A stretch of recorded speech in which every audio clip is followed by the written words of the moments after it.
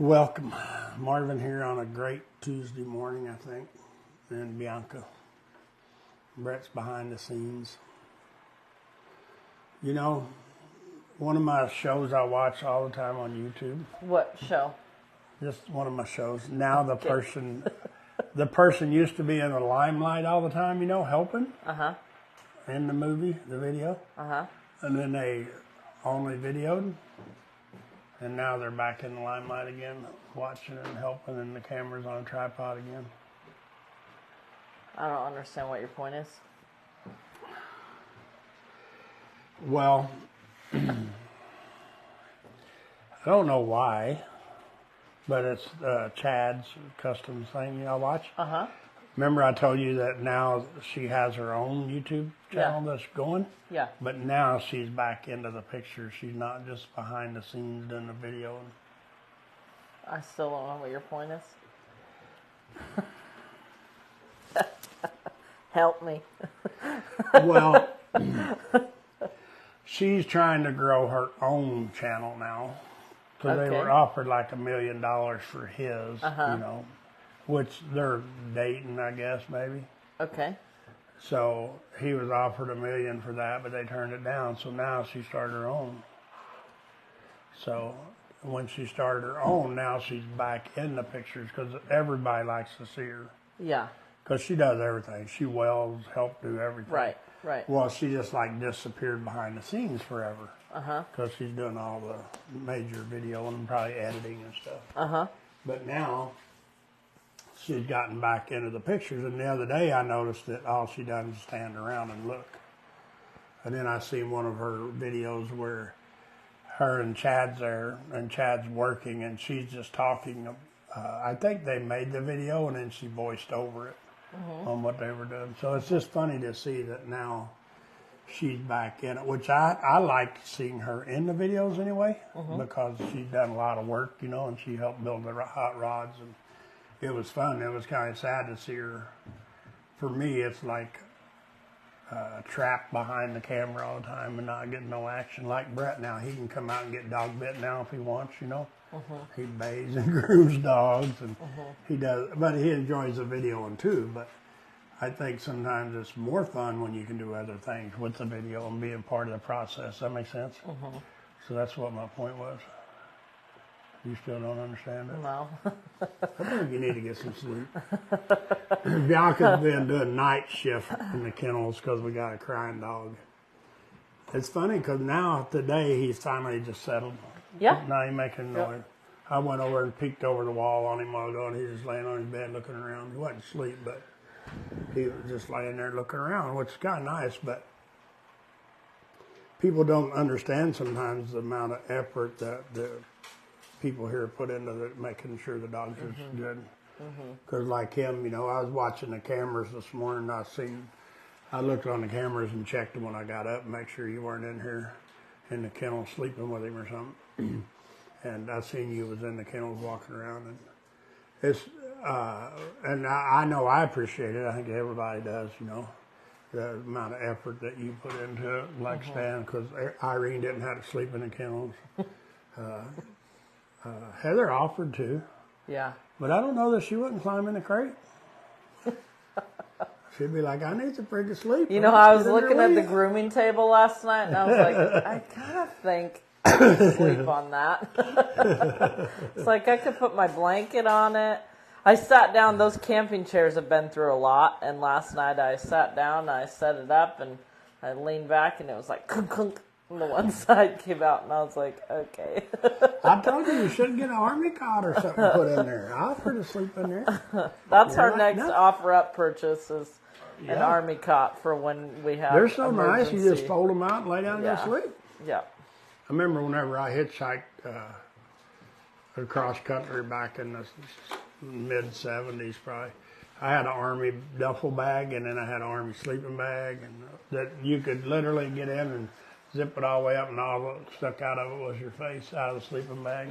And they were good. I mean, they keep you warm. I remember sleeping in that thing in back of a pickup that people were kind of living out of. You know, they had all their pots and pans and shit in the back of the truck. And I hitched a ride with them in Wyoming. And they they asked where I was going, and I told them I don't know, because back then you didn't have cell phones. I was going to meet this guy that was working a road construction job, driving a truck hauling asphalt. They're like, where is he now? I don't know, freaking Wyoming, somewhere around Laramie. They're like, well, how are you going to find him? I said, I don't know.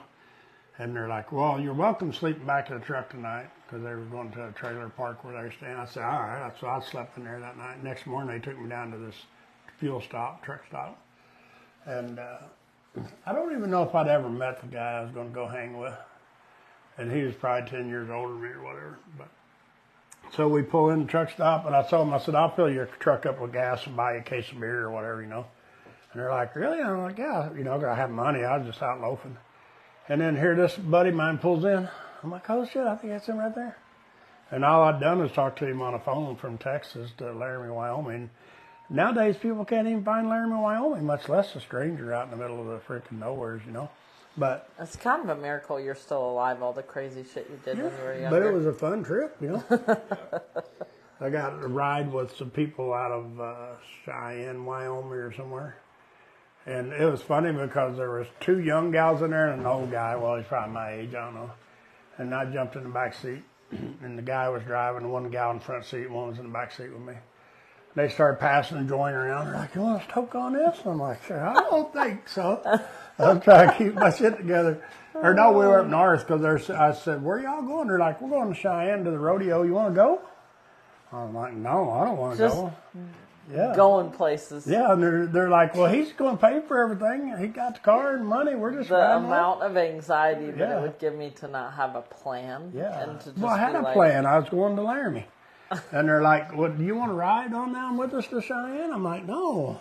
They're like, well, you want us to toke off this? Oh, yeah, I might. So I took just to keep good company. I didn't want to pull over and kick me out on the side of the road. And man, that was some good shit. But they got me to close to where I was going. I got out and floated on down the road. But yeah, it was pretty funny. But yeah, it was just crazy, the stuff that I used to do on the road. I don't recommend it. But a bunch of people saying hi.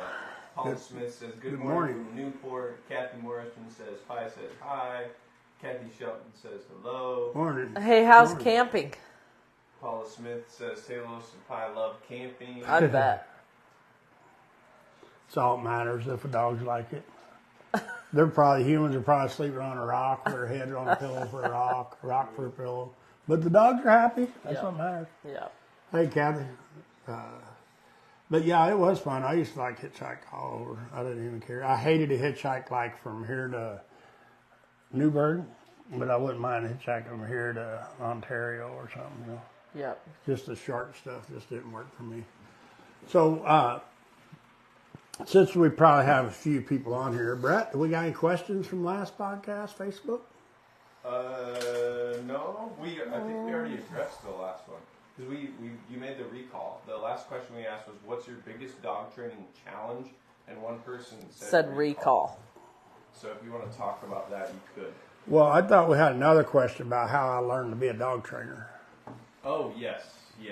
Someone did. They asked you. I assumed y'all forgot that. They asked you about your credentials. So they asked, in my opinion, they didn't ask to ask. They asked to try to say I don't know what I'm doing. Internet trolling. Yeah, they're trying to say I don't know what I'm doing. They're just stalking me, And I admire people who have that much time, just to stalk people. Holy shit. I wish I didn't have to work for a living. I could go stalking people. But I probably stalk rich people, though, not poor people. You know what?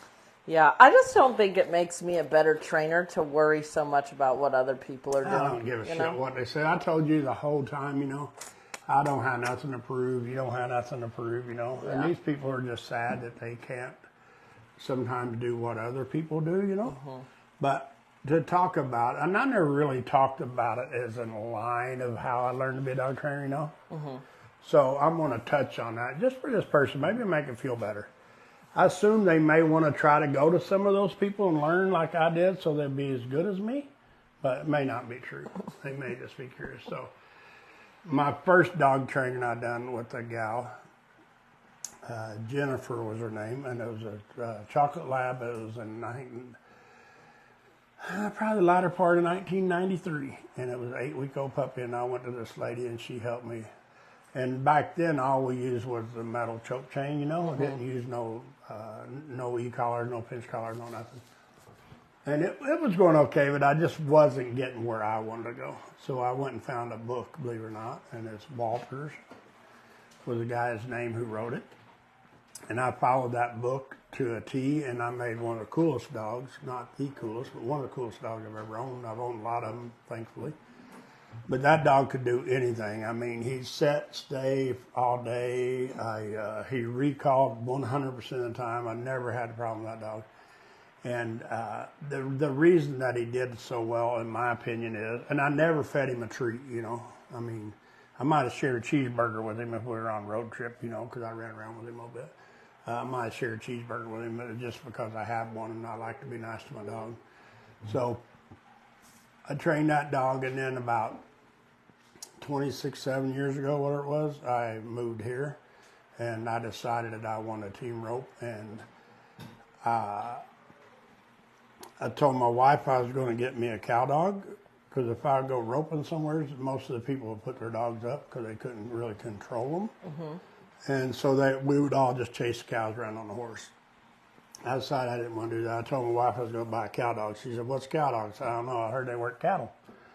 And so I looked around, and I ended up buying a dog named Jake from a guy. And he came up and helped me start him on training him to be a cow dog. And then it kind of, when I get into something like that, I get into it pretty hard. So I was dedicated to it. So I trained and trained and trained on that dog. And I used the e-collar on him and a pinch collar. And he was so cool. I mean, it's just unreal the things he could do. But I finally seen an ad in Western Horseman, a guy named Gary selling hanging tree cow dogs in Oklahoma. So I called Gary, and we planned out a deal, and I flew to Texas, rode up to Oklahoma, watched Gary work some dogs, and there ain't another, I don't think there'll ever be a better cowboy than Gary. Dog trainer also. So I went and learned something from him, and he had like 6 or 8 hours of videos, and I watched those videos so much that I burned them up, and I had to order, that was VHS back then, and I had to order another set. And I would call Gary all the time and ask him questions, and he never once told me to get a treat, you know, so just throw that in there. He told me that you get a dog to respect you, and you be a leader, and your dogs will follow you. And if your dogs have consequences for a bad behavior that they understand is a bad behavior, they will accept the consequences. You can still be their leader, kind of like humans, and they will be a better partner for you. And one of the things that amazes me with people and their dogs, there's so many people around here, they can't take their dogs out in public because they'll bite somebody, you know. They had to put muzzles on them. They had to muzzle them, take them to the vets, but yet they're certified dog trainers. But for me, the thing that Gary told me that really stuck with me for the last 20-some years is when you have a nice dog, trained dog, take him somewhere else and see what kind of dog you have. And that's kind of it. Like we could take any of our dogs to the vet, Wilco, Home Depot, to the park, to a restaurant, you know, make them lay down and we can eat dinner. And we don't have to worry about them, which a lot of people can't do that. And some of the people who can't do that, it's because they don't have the knowledge on how to do it. Does that make sense? Yeah. And it's that way with everything, you know. And I mean, I'm not pointing out my stalkers right now because I have a couple of them around here that I've never met. They've never met me, but they know a lot about me. So I'm not talking about them right now. I'm just talking about how I learned to be a dog trainer. And so then a few years later, I heard about this other guy named Charlie who's a souped up dog trainer, you know, cow dog trainer, not a treat trainer. And he was in Kansas somewhere, Cottonwood, Kansas, I believe. And he ran thousands of head of cattle, and he had a lot of cow dogs. And so I heard about Charlie, and I had a litter of pups at the time, so I took off to Montana and sell pups to a buddy of mine. And my buddy's like, he bought 2 or 3 pups, and me and my son was going to Laramie, Wyoming to a horse auction. And my buddy in Montana said, man, he said, you ought to call Charlie. He'll probably buy these other pups because they would buy my sport dog. And so I called Charlie Trader in Cottonwood. And that's when I went and met him. And he said he would buy them. So I went down there and worked some dogs with him. But while I was in Montana, this other guy told me, he said, man, have you ever heard of a cattle master? And I said, no. And he said, they're a dog breed down out of Texas, Oklahoma. And they're American Bulldog, Border Collie, and Kelpie. And he said, they're badass dogs. So I read this magazine about them. And I said, well, shoot. I asked Jason, I said, hey, you want to go to Texas? And he's like, sure. You know, Jason, my stepson, he was like 10, 12 years old. And who don't want to go to Texas, you know? Well, country birds anyway. So me and Jason went down to Kansas and we sold Charlie these pups and watched Charlie work some dogs and talked to Charlie. And he was I don't know, probably 60 years old or so, cowboy. And I mean, he had some nice dogs. If he said lay down, they laid down, you know, and they ate cheeseburgers, whatever hell he wanted to do with them, you know, but they really obeyed him. And so I went down into Texas, me and Jason, and met these cattle master guys and bought a couple dogs down in Texas. And for me, with them guys, it was amazing what they could do with their dogs. I mean, there was no disrespect. The dogs didn't fight, you know. They didn't argue. They were nice, well-mannered dogs, but they were machines. I mean, these dogs were bred to work. So I talked to those guys quite a bit on the phone about training dogs and stuff also. And then a year later or whatever, I was in, I don't remember how, I bought a dog, a Kelpie out of Arkansas. And I mean, it was a gritty, tough dog. And that guy told me about this other gentleman named, I can't remember his name now. I'll think of it here in a minute. But they said he was more about getting into a dog's mind to get a dog to respect you. And I feel I'm really good at that now. And a lot of people don't even know how to feed a dog, much less get in their mind. But, well, they do know how to feed them treats. But anyway, I heard this guy was going to be in Denver, Colorado. It was like January or February. And I'm like, shit, I'm going to go back there and meet him, you know. And so I got a hold of him. Matt Roy was his name. I said, hey, you got room for another person or two? And he's like, sure. So I called Scott in Montana, who I'd worked dogs with a lot. And asked Scott if he wanted to ride to Colorado. And he's like, sure, you know. So I picked Scott up in Pocatello, Idaho, and me and him went to Denver. And we went and watched Roy work dogs. And, I mean, it was amazing to watch this guy handle dogs. And he didn't use the e-collars that time. I didn't see him use e-collars anyway. But he had a dog that he would put a muzzle on because it would just kill sheep and goats and stuff. I mean, or get a hold of a cow and not let go.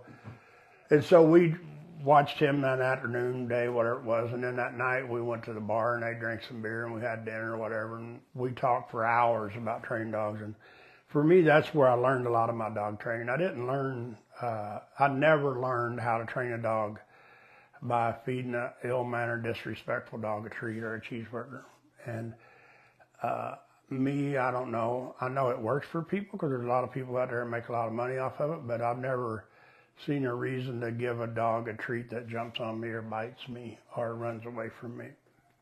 So all of these gentlemen, part of them aren't alive anymore, they all agreed with me, and that's where I learned. I've never went to a treat trainer to learn.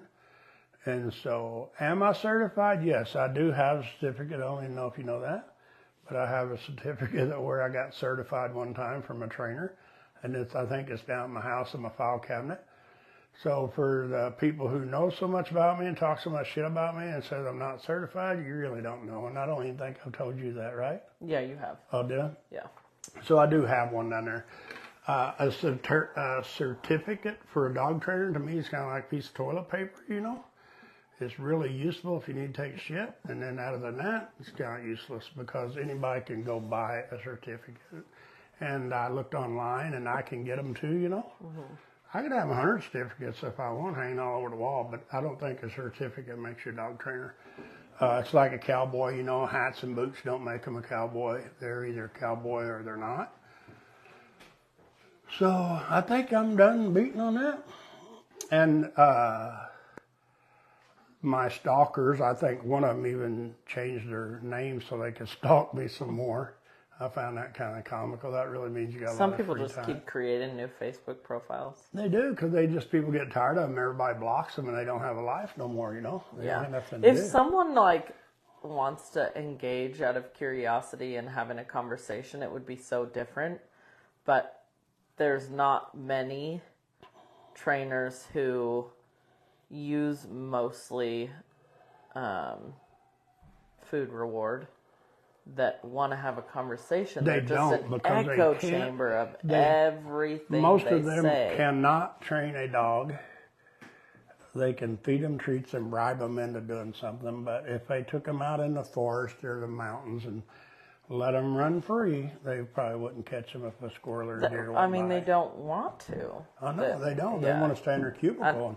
This morning I had a nice conversation with a young lady about dog training and different techniques, and it was really interesting. She was really open-minded, and she wanted to ask me, and she asked me my thoughts on something that she was doing, and I totally gave her my opinion that, it wasn't something that I would do, but if it works for her, you do it, If it works for you to put muzzles on your dogs when you take them out in public, if it works for you to lock your dog in the back room when you have company, or put them in a crate, or in a backyard, do it. I don't care. It's your dog. It's not mine. But at the same time, for the stalkers who keep aggravating me, you don't piss me off no more. If you was a man, I'd probably go face punch you, but my stalkers right now are women. And for me, if I was in their shoes, I would probably go, hey, Marvin, could you help me be a better dog trainer? Rather than diss me for the way we train. So I think we need to move on to a better subject. You ready? Mm-hmm. So that is how I learned to be a dog trainer, though. I went and trained with some great cowboys. I think everything I learned, no, I guess not. There's a couple people who weren't cowboys that I went and trained with. And for me, training with them was mostly watching videos. I never went and worked with them day in and day out, The one guy I did here for a month or so, he come up and trained with me 2 or 3 evenings a week. And then I just took it over from there. But I think it's really fun to have a dog who you can take anywhere, anytime, and have fun with him and not be worried and stressed out about him biting somebody or running away. I just think I said earlier I don't want to worry so much about what other people are doing. I want to focus on me being a better and better trainer, but I want the world to know that you can stop bad behaviors and that you can have a dog who... I had such an ornery ass Australian Shepherd. I mean, he bit people. He bit my husband. He dog fought. He owned me. He was super spoiled, super disrespectful. Now he's respectful and he's spoiled still. But, he is. But he's polite. But he earned his spoiltness this time by being good. And I felt trapped to only positive, purely positive, force-free, don't ever tell the dog no, and created so many problems. See, I've never been down that path. I did. I went all in on it, and it created so many problems for Scout and hundreds of other dogs that wouldn't have had to go through the stress that they had to go through. Everyone thinks that the type of training that we do causes dogs stress and is mean to them, but most of the dogs that we get that are having major behavioral problems are so stressed. They are. And food is not helping them. It's not helping them settle. It's not helping them relax. It's not helping them have confidence. It's not helping. Well, and the human stress is because the dog's stressed, and then that stresses the dog totally more. And for me, that's what I try to tell people all the time. And I told you a zillion and one times, you hope for the day that you see a little bit of improvement in your dog, and then that gives you a little bit more confidence in life, and then you see a little more improvement, a little more and more and more. And then after a while, you expect improvement because you've seen enough improvement that you can go a little bit faster, better, stress-free, And the sad thing is for me is, and I'm not talking about the stalkers anymore now, we're done with those people, but the people in general that don't understand that you can fix these dogs. If I'm not mistaken, I think right now we have a dog at the kennels that somebody said's been to 7 trainers. And it's bit numerous people. And not saying he ain't going to bite me, because he really wanted to Sunday. Yesterday, not as bad. This morning, he only grumbled at me once. I think it's because he's early and it was early or whatever. But my plans is to fix that dog and to fix the owners. But the owners, the hard part, always, you know. I mean, the dogs are not near as hard to get in a better life. You look at Zion that came from Colorado, you know. You know what bothers me so much? I was thinking about this the other day, is that dog that for sure wanted to bite you. Oh, yeah. Wanted to. I mean, it's not like people say they don't want to. No, this dog had no problem with threatening to bite you, and he would have if you weren't skilled. But everyone thinks we take a dog like that and we shock on it and whoop on it. Yeah. And you pet it. Yeah, that's how you got it out of wanting to eat you, was by petting it. Yes, and that's, confidently, calmly, safely petting the dog. And feeling that I could win, you know. We couldn't even get him out of the kennels. Actually, it was my day off, and you called and said, hey. Yeah, I couldn't get him out. The dog is here. Yeah. I'm like, what dog? He's like the one that wants to eat us. And, you know, for me, that dog wanted to bite me. But now his whole life has changed into where he don't want to bite me. No. But he feels that he might need to bite me. And because I'm getting in his private space, I'm touching him. In my opinion, he's gotten by with. He's been allowed to communicate by threatening and slapping people around. Yeah. And it's crazy to me to think, like, if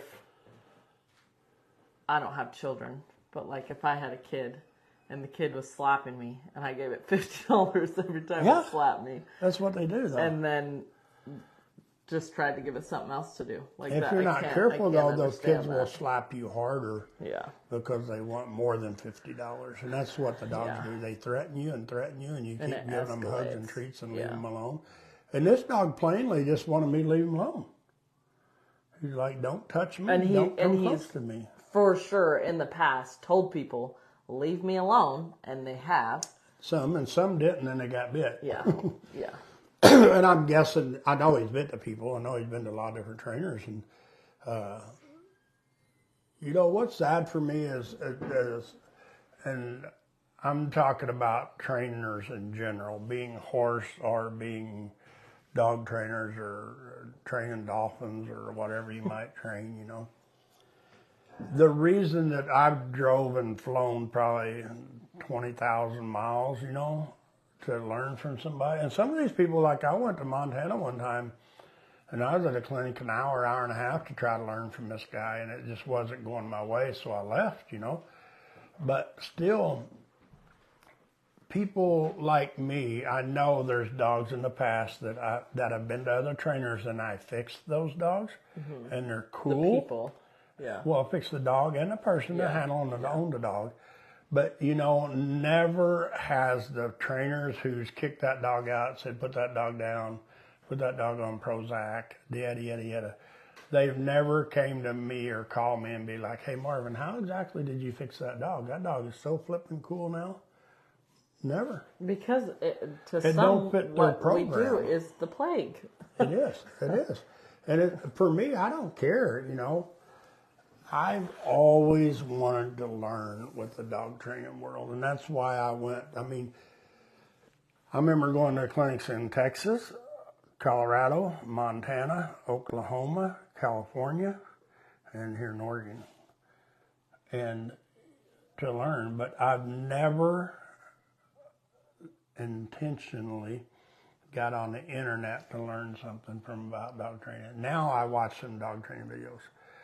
Some trainers, and they're cool. I'd go shake their hand. They're the only ones I watch are the ones that I would go learn from. Me, and I would love to go to them and learn. Yeah, you bet. Person. I mean, they're good. You know, they're good. And the hardest thing is for people who live in that little bubble of treat training world, they're just not comfortable getting out of it because one thing, they don't want to handle these dogs that we handle. A lot of them, not now. We've got little puppies in here and everything, you know. But a lot of those trainers don't want to handle this dog that wanted to eat me Sunday, you know. Yeah. And I don't blame them. And I will say there are some that send them to us. They are. We do have some trainers. Many. Yeah, we have trainers, and a lot of veterinarians send us dogs, you know, and people refer people to us, you know. And for me, for the people who train, you know, I'm never knocking you for that. I mean, a lot of you make a really good living at it, and you got a lot less stress than I do, you know. Kudos to you. I'm happy for you. I don't even think that it's bad as long as you don't have this closed box of I won't ever reach into any other toolbox. Well, but if you don't want to reach into the other toolbox for me, if you have a dog that's not working for your training, send it to us or farm it out to somebody. Say, hey, go talk to them. And like Bianca said, we have trainers now who do that.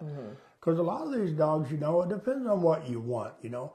If Joe Bob comes over and says, hey, I want to teach my dog to sit and stay for 2 minutes and lay down for 30 seconds and follow me on a leash. And it's not a rude, disrespectful, bad temperament they could probably get it. Dog. Yeah. But for me, from the day I started training dogs in '93, my goal was my dog to be able to be off leash and anywhere, anytime, and recall when I ask him. I mean, that's it. He has to do that. He has to be polite. He can't be rude. Can't try to dogfight and bite people, you know. And not saying all dogs are that way. I mean, we have dogs here that we don't take them out and hang out with a pack because they're probably getting a fight. Because he's got attitude. But we have dogs like Lily who used to be that way, who now goes out with whoever. I just got in trouble the other day for taking her out with a whole pile of dogs. And it's like, I do all the time. I don't have no trouble with her. But now, even with us, everybody can't take out the same pack that I do or that Bianca does, you know. So I think that people just because the dog's bad wanting to try to dog fight and bite people, they just put it in a category that it's got to be segregated for life, and I don't agree.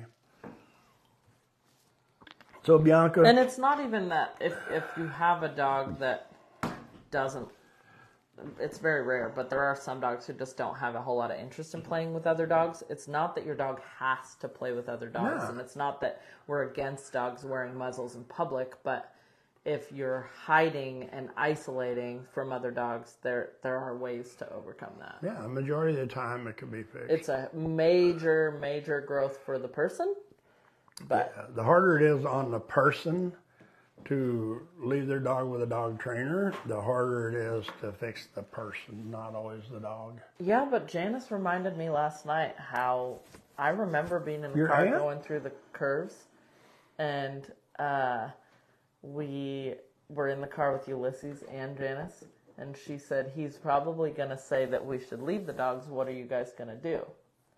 And in the beginning, she left it up to us. That was devastating. She might not do that if she did it again, but she let us decide in the beginning, and both Ulysses and I totally fibbed and said, well, we want to do it ourselves, you know, like we want to put in the work. And it's not that we didn't, it's not that neither of us, sorry Ulysses for throwing you under the bus, but it's not that neither of us didn't want to put in the work. It's that neither of us wanted to leave our dog. Yeah, it's devastating. We couldn't imagine being without it for 3 weeks. That was like... It's like the first day of taking a kid to school or something, you know? You're like, oh my God. And I remember I used to leave Scout, and there was one time I left him at my brother's, and there was a kennel and a 2-page list, and I don't even know why he did it for me. Nice brother, I guess. He'd watched him, and I had probably texted him 52 times a day on my trip, where I don't even remember where it was. But it was a bad vacation because I worried about the dog the whole time. I worried that the dog would make a mistake with my brother, and I worried the whole time. Now when I leave him, I'm like, he's having a great time, and he's totally fine. Doesn't have separation. He don't miss me. He might pout a little bit when I leave, but he's not stressing. And before, he would stress just me putting him in a kennel in the same room. You know, people are sometimes so bad at anything in life, you know. Were you here the day the people called me and they had a pit bull they adopted recently and it wanted to bite their kids? And they pulled up out here and they parked right behind my car. I'll never forget this. And I kind of lost my shit. I would have apologized, but they never came back. But the people got out of the car. I don't even think I ever let them get the dog out because the dog was so bad. And they had so many kids. Yeah, they had 2 or 3 kids in the car. And they were afraid the dog was going to bite them, but they had the dog in the car with kids. So the guy got out, and maybe his wife, I don't know. We were talking, and I said, well, you know, you just got the dog recently, a pit bull, and you have it in the car with your kids, and yada, yada, yada. And I said, so if we took the dog to train and we thought we had it fixed, what child would you use to test the dog to make sure they weren't going to bite him? And the guy names off his boy. And then he's like, no, I wouldn't use, I'd use Susie, I wouldn't use Joe Bob. I'm like, I said, sir, we can't help you. I said, I just can't do it. And he was going to use one of his kids for a guinea pig to see if his dog was going to bite him. But then he couldn't use the son. No, I'll use my daughter. I'm like, no, I said, we can't help you. And so I'm not sure what he did, but in those situations. He sent us a bad review. Yeah, I'm sure he probably did. Yeah.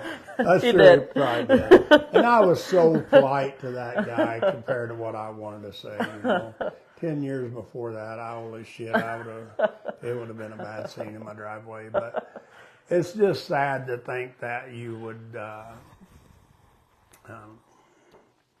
rather jeopardize your daughter getting ate by a pit bull than your son. It's just, it doesn't work for me. But I've never told but like 2 or 3 people, I think, that I wouldn't train their dogs, and he was one of them, you know. And The only people since I've been here, the only people that you wouldn't train their dogs, the people weren't the people, yeah, learn. not even the dog. Yeah. And the one dog, the little doodle thing I gave to the guy at that time, he just, he's a 30-year-old kid that acts like he was 3 or 4. His dad even apologized for his manners, you know. But it's just hard when you get into those spots. And I talked to some really good friend of mine, I guess, the other day, and they asked me, how do you put up with these people? They didn't even ask me how I put up with getting dog bit. Well, the getting dog bit is not the worst thing that we have to literally do. asked me, how do you put up with these people, and how do you control your thoughts and temper? Yeah. And for the main thing for me is I know nobody brings their dog here wanting their dog to be like it is. It's just a matter if they'll give me a little bit of hope that I can help the human in this problem, then I'm usually willing to work. I mean, and it's not easy. Sometimes it's easy. Sometimes people like Kay Finley, when she came here with Quinn, she's like, hey, was her dog 2 or 3 years old wearing a muzzle? And she said, my dog will eat somebody. And I'm like, oh, it ain't that bad. I didn't know her at the time, you know, and I had a guy work for me. Kay was standing outside her car with Quinn on a leash and a muzzle, a good muzzle. I made sure it was fit well. And I was standing there, and I'm like, hey, run over here real quick, man. And he ran over, and I mean, that dog was in the air. Poor Kay, he's like, she was going to eat him. And he's like, oh. I said, all right, you go ahead and go to work, man. It was a fencing crew guy, not the dog training people. But so he went on to work, and Kay's like, I told you. I said, I believe you. I said, I believe you. And, you know, Kay said, I made this dog the way it is, and I want to fix this dog. And nowadays, I don't know. Normally, I don't take dogs like that if the owner wants to be involved. But Kay grew up. It takes a really special person. Yeah, that she grew up with like 5 brothers, country kind of gal. Boundaries. Yeah, and she was just cool. So, and she stayed in, I don't really know how long. I got videos and pictures of her dog with muzzles on. I see them every once in a while pop up on my phone. But she was here like 3 or 4 or 5 days a week doing lessons with me in the round pen, in the field, muzzled dog, and then I got her dog to where it would heel by me without a leash or a muzzle. And it wouldn't even recall to her. I mean, man, that dog was so cool. But Kay always, Brett, are you praying? Nope, I'm just looking at my laptop. Oh, I thought you were praying for her. They were like, man, not doing that bad. But no, Kay stuck it out, you know, and she fixed her dog. And her dog's cool now. And she has another dog that young dog, I guess, ain't a puppy no more. But Kay came up here all the time, and she still does. She comes up and volunteers and helps us train dogs all the time. And it's fun to see how dedicated some people are. But Kay had the main ingredients. You had the time, the drive, the money, and the just wanted to do it herself. And if you have those things, and you'll listen, you know, which was really good. Kay never think argued one last and questioned thing, me like you did. You know? I'll be that way till I die. I don't just listen to people say something works. I'm not arguing with you. Yeah. I'm like, show me that works. And if it doesn't work for me, then I'm like, I don't believe you yet because it hasn't worked yet. Well, you know how much further you'd be in training and how much less gray hair I would have if you listened more like Kay and learned? It would be boring around here. Yeah, you might not have much fun. I know. I think I provided a challenge. Yeah, you do. You do every day. Every day. So what was you going to say that I didn't add? I think that, I don't know what the right word is, but I was so unhealthily attached to Scout that I think one extra layer is that if you can't offer your dog any emotional stability, they need to get away from you for a period of time. Because you can't train on your dog and have boundaries and ask for respect and go from it being on the couch and sleeping in the bed to now it can't even, come over and demand pets from you and jump on you. I think that if you can't offer emotional stability, that's part of why you need to do board and train to have a reset. And, another thing for me is I never hardly do it. I mean, I do once in a while, but if somebody has an ornery bad dog, whatever, and they want to come and do a lesson a week for a month or two, I don't do it. Oh, no, spread out. Yeah. And I don't. And I know it works for a lot of people, in the training world, but it doesn't work for me and my program and my way of thinking, because there's like this dog that wanted to eat me the other day. Every time I would see that dog, I would have to go through him trying to bite me.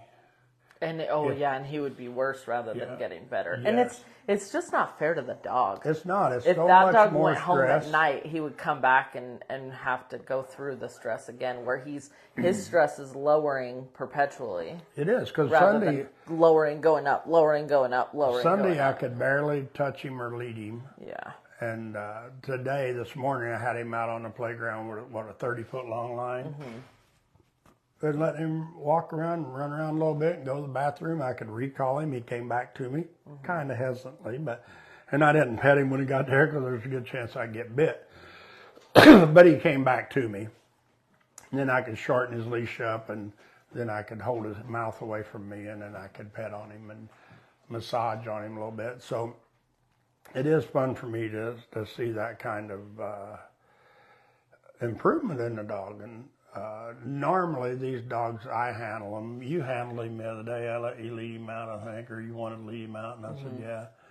But I'm just not getting myself in a situation with him yet that he might make a mistake because of me. Yeah, and my thing is for you, and I told you that, your arm's not very long. No.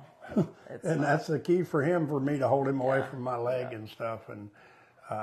And then now we have Gabe, who comes up and volunteers when he has some time once in a while. And he was up here yesterday because there's nobody that shows up through the doors faster when you say you have a dog that bites. Yeah, and I told Gabe about him. I was talking to him the other night. We were texting back and forth, and he's got a Rottweiler. It was pretty bad too, and now she's pretty cool. She is cool. Not as cool as Quinn yet, but she's getting there. And like I told him, see improvements all the time, so just keep doing what you're doing. It's working. It was so cool that he recognized on his own that it was an opportunity to kind of reset them moving into a new home. Yeah, he moved to a new home. New home. He just stayed. Yeah. He said he'll go back to his old neighborhood. And he's looking forward to it. But like I told him, it was an opportunity for him to reset. Yes, he but doesn't have one of the key triggers. things that he got, was for me is you moving into a new neighborhood. You just got to really enforce the rules that your dog knows, and don't let your dog start to be bad in a new neighborhood. And you have the confidence, which he has. And I told him, because he said he's going to go back to the old neighborhood one day and walk by all the dogs that were bad. And there's a lot of bad dogs. There's one fence there in town, I didn't know it, but it's got a sign, and I don't know, don't get close, don't put your fingers through the fence, dogs bite or whatever, you know. And so I guess there's some bad dogs in there, but he goes by there with his dog now, and she behaves. And I told him, just don't rush about going back in your old neighborhood. You know, you have nothing to prove. Your dog's getting cooler every day. Yeah. When you feel comfortable enough. And we walked his dog in his old neighborhood. Bianca and I have, and we don't have no trouble with her. Yeah. But the thing is, for most people don't understand, is me and Bianca don't have no gray areas with that dog. We trained her here, and she's cool, and we've taken her to town, and we went to town and worked with him and his dog. So there's so many times that people don't separate the two, like you said earlier, the dog that has a problem and the owners that have a problem. You don't separate them so you can fix one and then start training on the other one, you know. And it's really hard, like you said, for people to drop their dogs off here. And sometimes we're the last hope. If they can't get them fixed here, they're going to put them down, like the one that's been to 7 trainers and they're still biting people. Is there other ways to fix this dog? I don't know. If it's not broke, don't fix it. What we do works. Our way works. And I'm always trying to find something new and better. Our program is always growing. Yeah, I mean, I watch videos. I laugh at some people for doing stupid shit, like give a dog a treat that just bit you. Give a dog a treat that just jumped on you, you know. But like I said, if it works for you, use it, you know, and that's what I do. What I do works, and so we use it. And, but I'm never closed-minded, you know. And even me, when I watch somebody working a dog in Newburgh, if I see somebody train on a dog, I'm like, I've seen somebody else try that, and it didn't work so good, and I watch, and it didn't work so good again. But well, and I think it's really important to, like, wrap a lot of that up with, if your dog respects you and follows rules and has manners, it doesn't mean they're miserable. No. In fact, our dogs have a lot of freedom and a lot of life that they live because of their good manners and them being polite, respectful, and obedient. And you know, this last winter, I don't think I've seen her fall or spring near as many videos of you walking through the mountain trails with 5 or 6 dogs. I'm back on it this fall. Yeah, I'm kind of, it disappointed me because I enjoyed watching the videos. Not that the people could watch you do it and learn something about it, but just the fact that you had a lot of fun, you and Brett both hiking around in the mountains and the trails and stuff and doing it. And it's just hard for some people, and I was talking to somebody yet again recently that had a dog, and other dogs approach their dogs on trails, and they're not on leashes. And for me, anyone, and I don't care who you are, you can like it or not like it, which a lot of people don't like what I have to say about this topics, but if you can't control your dog off leash in the public, you shouldn't have it off leash in the public. No. You know, if I'm walking my dog down the street and I have my dog on or off leash, and if I call my dog to me and put it on a leash, your dog should not come and approach my dog without asking me. Whether it's on leash or off leash, you know, it should not come to my dog.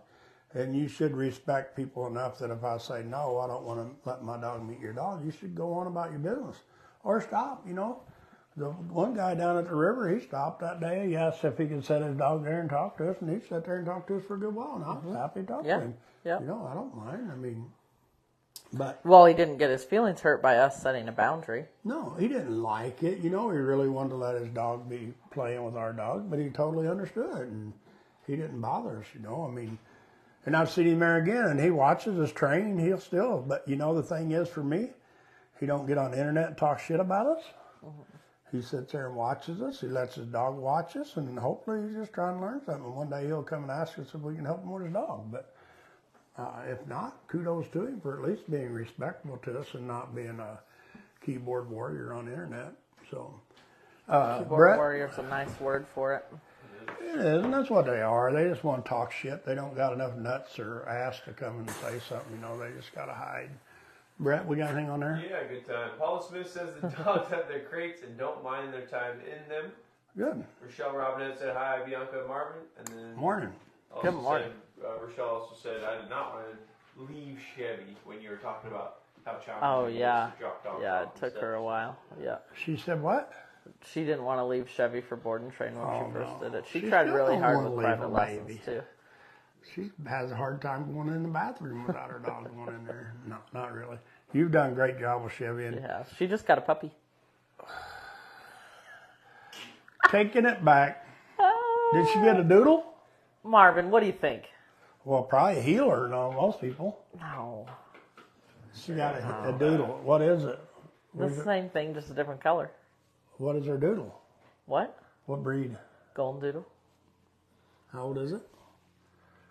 8 weeks, huh? Are you going to get help, Rochelle? No, she's just going to DIY, watch videos on the internet, feed it I figured she probably would. baked pumpkin and sweet potatoes. Well, it's not here yet. How old Marvin, is it? she just got it yesterday. Good job. It should have been here last night. Oh my gosh. No.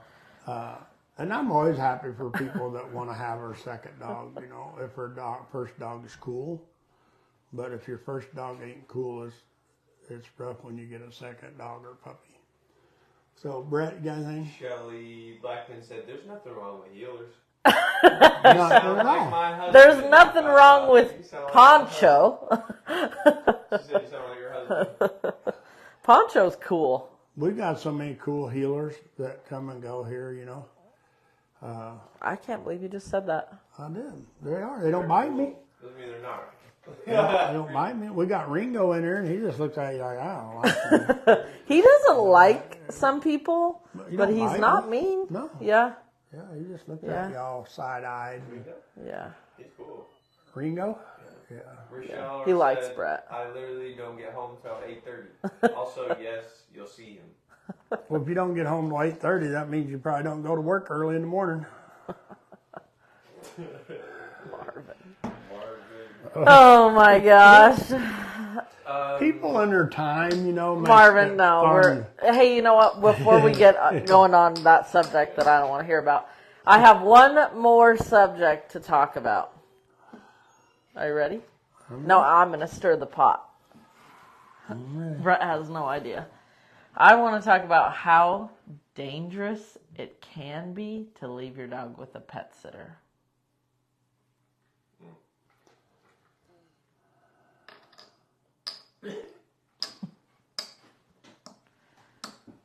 I'm listening. So, some dogs do really well in the house, as far as people know. They're really good with people coming over. But if you have a dog that you've never left and you leave it with someone that it likes when they come over, it doesn't mean that that dog's going to be just as comfortable when you are not present. That's so true. And it literally just takes, and I'm not even saying that all pet sitting is bad. I'm not saying you should never have a house sitter, because I think that there are Just do your some homework. relationships where I it works. encourage it. You Yeah, bet. If you for can sure. get everything set up to make it But work. if you haven't done it, there are so many safety protocols that should be in place, because it just takes one time that your dog gets spooked, you're not there, the environment's different, they're looking for you, they want to know where you're at, the door gets opened for a FedEx package, and bam, they're gone. And it's so true. I mean, it's just so And they're not damn- going to recall for someone that comes and visits once every 3 months. Very unlikely. I shouldn't say they're not. That's not a fact, but it's very unlikely. The probability of your dog coming back for a somewhat stranger when you're not present and when they escape and they're looking for you. You could have your dog lost for 3 months or worse. You know, for me, if I was going to have a dog in my house, which I don't, and I was going to have a pet setter, which, you know, it kind of depends on your situation. Sometimes you could save quite a bit of money to have a pet sitter versus boarding your dog sure. somewhere. Yeah. It's less stressful on your dog to have a pet sitter. Yeah. But me, if I was going to be like, okay, I'm going to go to frickin' Italy next month for a week and a half, and I'm going to get a pet sitter, I would start working on it now, Yeah. you know? Yeah. Do some And practice runs. I would crate train my dog. Yeah. I would have my dog to where my pet setter to be. Because this is a long-term thing if you have a pet setter, you know? Yeah. Yeah. I mean, it's years for you, and it can be great years for you, your dog, and the pet setter. But I would have my dog so my pet sitter could put it in a crate. Totally. I could have my dog so my pet sitter could put a leash on it. And they could lead it without it pulling the leash off. I'd get a martingale, whatever. A collar that they can't slip out of. Yep. And I would do all my homework.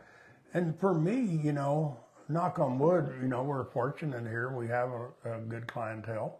We have dogs that come back here to board all the time. That's been with us for 3, 4, 5 years or so. And it's just like Bianca said. Here you get on the phone and you call, hey, Joe Bob, can you come and pet sit next week? Sure, I'll be there and drink your wine and whiskey and eat your food and let your dog escape, you know. So I think that, like Bianca said, you should really do homework and invest the money. I mean, because like I said, this could be a pet sitter that you could go out of town for the weekend all the time and trust them to come and watch your dog. And so I think. But do some test runs. Can you imagine being out of the country and your pet sitter calls and says, hey, the dog escaped? You know, since I've been here with Marvin Pierce Dog Teacher, I don't think I ever happened before that. I've had, I don't know, quite a few dogs come through. There's only been like twice, I think, I ever needed the owner to come back and get their dog out of the kennel for me. Oh, yeah. And they were going to freaking, one of them was a healer too, a blue healer. And you know, I figured out that guy that sent us that message the other day that said his daughter, I gave his daughter a dog and he lives in Texas now. And oh, yeah. you know, I figured out who that is? No. It's the guy that has the blue healer that I had to come from Gresham to get it out of the kennel because it's going to kill me. Oh, really? I mean, that beast was, and I mean, she would lunge. It's like, don't even open that kennel door. She was not going to sit in the corner and threaten. She was coming for cheeseburgers, and I was a cheeseburger. And so he came and got his dog out and gave me the leash, and I handled her, you know, just like I did the husky. I held her mouth because she was after me. She was going to have me for lunch. And got her to where I could handle her, and then I put her in a different kennel so I could get her out a little easier. But his daughter's the one I gave the dog to. And the guy that hauled the gravel for me the other day, I can't remember his name. I'd give him a shout out on Facebook. He brought the drain rock, the gravel and the drain rock. I don't know his name.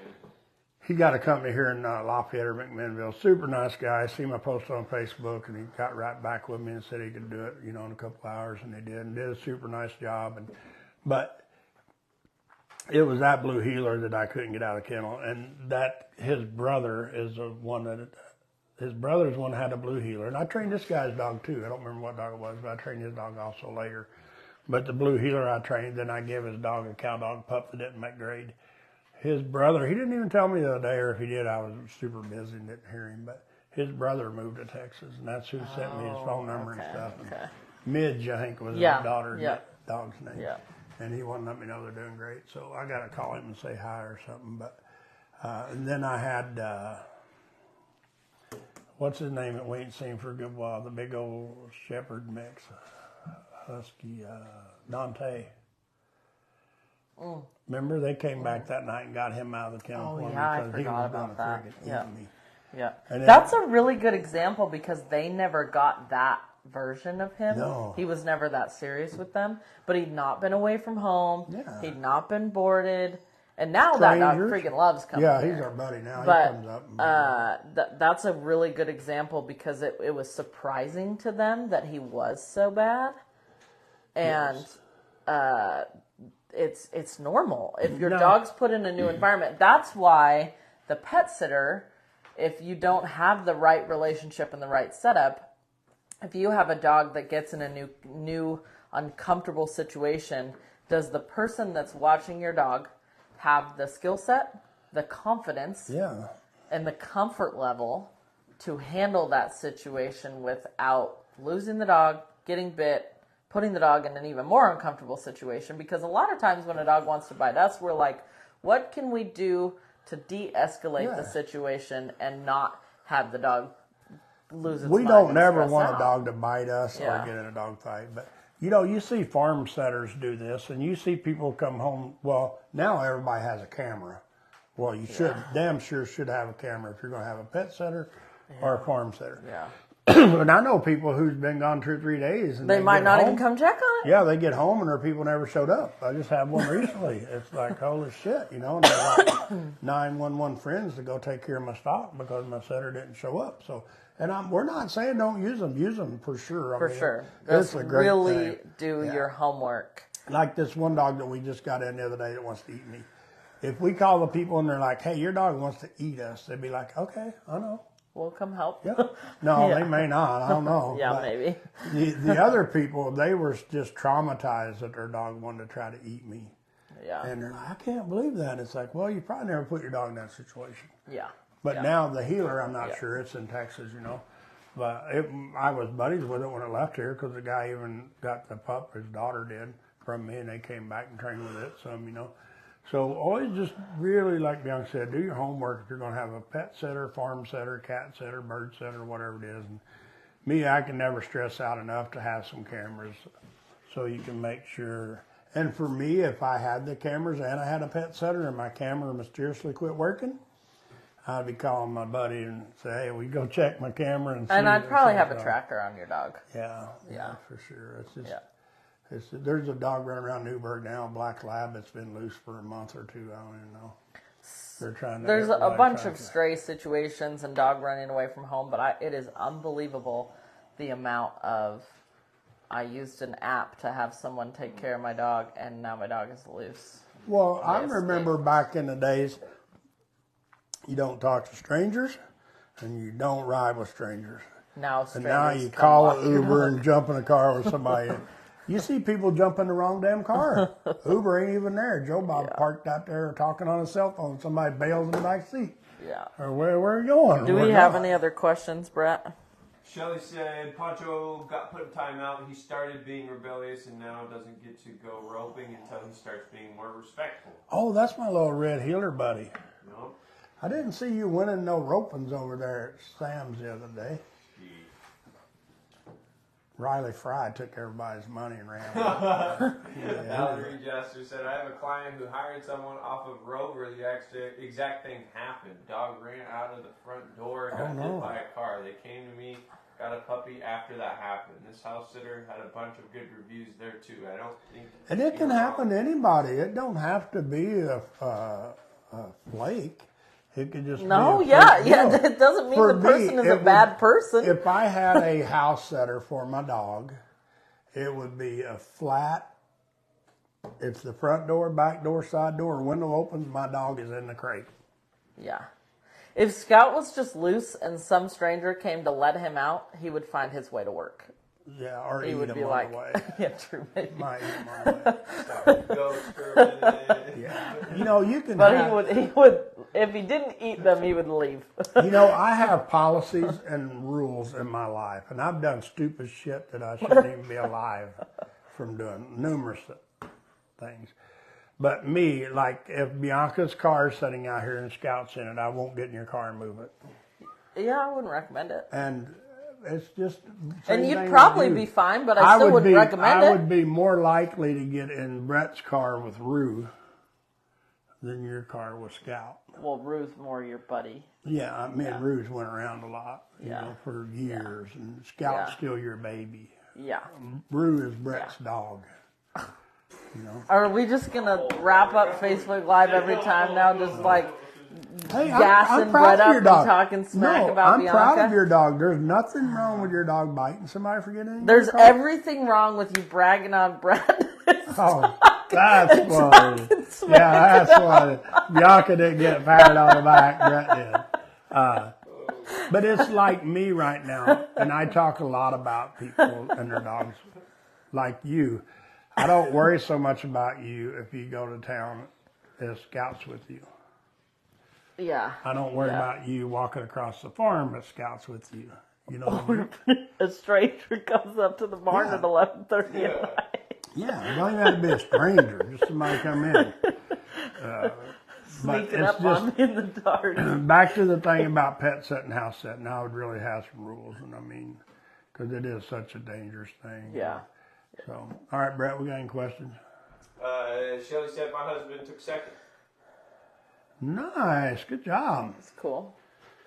Yeah, I kind of thought I might go over and rope this year. I had a date set on my phone, but I just never got on my horse. Kind of need to do that. There's one more left, I think, a couple of weeks or something over there at Sam's. So, Brett, you got anything? Updates for this week, any events that you have going on? A group walk tomorrow at 9 a.m. That's all. Perfect. Man, that's pretty peaceful. We're training no dogs. clinics? Yeah. No. All right. Well, we're going to jump off here. Thanks, everybody, for joining us. If you're okay with it, I feel like you talked about how you got into dog training. We have probably 10 to 15,000 followers in total. There's probably a chance that someone listening would like to be a dog trainer. Oh, you know what? We're going to do some shadow programs this fall when it cools off, and that'll probably be a 5-day deal. We'll probably do like Wednesday, Thursday, Friday, Saturday, Sunday, and it'll be like from 9 to 5 or whatever. And your dog can come. Yeah, and you can bring your dog as long as it ain't killing people and dogs, you know. And we're going to do them here in our round pen. And some people, if you have an RV or whatever, you can camp out here in my field, you know, if you want to spend the night or sleep in a tent or whatever. Or there's hotels in town, you know. We might have some little cookouts out here in the field and just have some fun with it and meet some people. And I know I had somebody from Colorado or New York wanting to come. I'm not sure if they still do. I haven't talked to them for a while. But any of you, if you want to learn to train, and we get people all the time that they bring a dog here that's really bad, and they want us to give them lessons so they can learn how to fix their dog. And you've been with me for, what, 4 years? And you still learn. Mm-hmm. You learn to argue less and be a better dog trainer. Whatever. You know?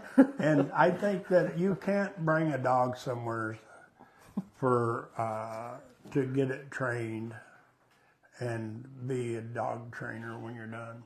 When you started here, we got so many shelter dogs, you know, that we brought up. Right. Shelter and get a dog or two and bring them up and train on them. Yep. And Brett, even with you, I mean, we could go get whatever kind of problem dog we wanted and bring it up here. And we made videos and we trained. So anybody who wants to be a dog trainer, and you can go online, you know, like a lot of people do, and you can get certified treat training in probably a month. I mean, there's a major market for it. They are. You can make a lot of money. Yeah, and they can get certified. I mean, it don't take very long. And my program, no, if you want to be a dog trainer in a month or 6, you're coming to the wrong place. You know, if you're a dog trainer and you want to get some help, you know, we'll be glad to help you with it. And like I said, we're going to try to do some of the shadow programs this fall. Bianca, you got anything else? If you're thinking about being a dog trainer and you decide you want to take on dogs that have separation anxiety and behavioral problems, just know that sometimes it's like having a baby and you stay up all night. Yeah, Bianca's been staying up for a couple of nights in the kennels. Last year, I had to stay up for like a month trying to get raccoons out of my chickens. Oh, yeah. And I want you to know I succeeded. I started out with what Jody did with, 40-some chickens? 3 geese, a rooster, and a duck. And by the time I got the raccoons, more than one relocated, we had 2 chickens, 3 geese, and that was it. No rooster, no ducks. You know what? 40-some chickens. You know what? Vanished. What? I have one last thing to say. What? You should have tried positive-only training for the raccoon. You know I did. I'm like, hey, I'm going to sleep out here tonight. Come join me. I'll give you some treats. I'll give you cheeseburgers instead of chicken. So, Brett, we're going to go here. Bianca's leaving. We're out of here. So, hey, thanks, everybody, for joining us. And if you thought I was talking about you, oh, it's your own feelings. So, Bianca, don't forget all your mics and stuff. Oh, yeah.